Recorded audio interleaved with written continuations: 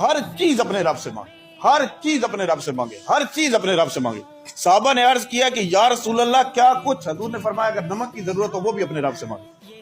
آپ اللہ کے آگے ہاتھ کھول کر تو دیکھیں، ہم غیروں کے آگے ہاتھ پھیلانا شروع کر دیتے۔ اللہ نے فرمایا ہر چیز اپنے رب سے مانگو، ہر چیز اپنے رب سے مانگو۔ ہم ادھر ادھر چلے جاتے ہیں۔ جب آپ کی یہ نیت سچے دل سے یہ ہوگی کہ ماں سے 70 گنا زیادہ محبت کرنے والا اللہ ہے، اگر آپ کو یہ یقین ہو جائے کہ پیسے امی کے پاس ہیں تو آپ جائیں گے تو وہ آپ کو دے دے گی، تو اللہ تو 70 گنا زیادہ محبت کرتا ہے۔ آپ اللہ کے آگے ہاتھ تو پھیلا کر دیکھیں، آپ کبھی سجدے میں گر کر تو دیکھیں، پھر آپ کو کسی کے آگے جھکنا ہی نہیں پڑے گا۔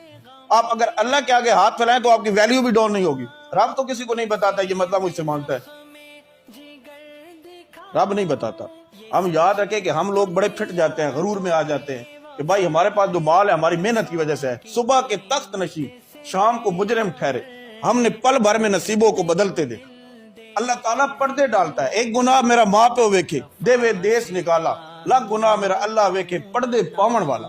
اللہ تعالیٰ تو ہمیشہ پردے پیدا، اللہ پردے ڈالتا ہے، اللہ نہیں کرتا۔ آپ نے وہ جو آنسو اس مسلح کے اوپر بچھا، آپ کے مسلح کے اوپر جو آپ کے آنسو گریں گے نا، وہ صرف آپ اور اللہ جانتا ہوگا۔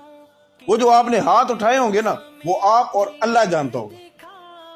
وہ جو آپ نے گڑ گڑایا ہوگا وہ اللہ اور آپ جانتے ہوں گے، تیسرا بندہ نہیں۔ لوگوں کے پاس تو ذرا آپ اٹھ کے واپس جائیں، فون آ جائے گا بھائی ابھی آیا ہے، بیچارے کے حالات ٹھیک نہیں ہے، وہ اس سے پیسے مانگنے آیا ہے۔ جب آپ حضرت علی رضی اللہ تعالیٰ عنہ نے فرمایا کہ احسان کی روٹی مت کھاؤ، بھوکے مر جاؤ۔ خودداری بڑی ضروری ہے، ہمارے اندر آج کل خودداری نہیں ہے۔ ہمیں تھوڑے سے مشکلات ہوتے ہیں ہم پیسے مانگنا شروع ہو جاتے ہیں، ادھار۔ وہ کیسے غنی ہوگا جو بندہ لوگوں کے آگے ہاتھ اٹھاتا رہتا ہے، پھیلاتا رہتا ہے؟ وہ کیسے غنی ہوگا؟ غنی کون ہوتا ہے؟ غنی وہ بندہ ہوتا ہے جو صرف اور صرف اللہ کے آگے جھکتا ہے، اللہ کے آگے سر جھکاتا ہے، اللہ سے رو رو کے مانگتا ہے، اللہ کو کہتا ہے یا اللہ میرا مسئلہ حل کر۔ اے باری تعالیٰ میں تو کسی کام کا نہیں، پھر اللہ کہتا ہے پریشان نہ ہو، میں ہوں، تمہارے سارے مسئلے میں حل کروں۔ پھر اللہ تعالیٰ اس بندے کے مسئلے حل کرتا ہے۔ زندگی کو جفا سے آہنگ کیوں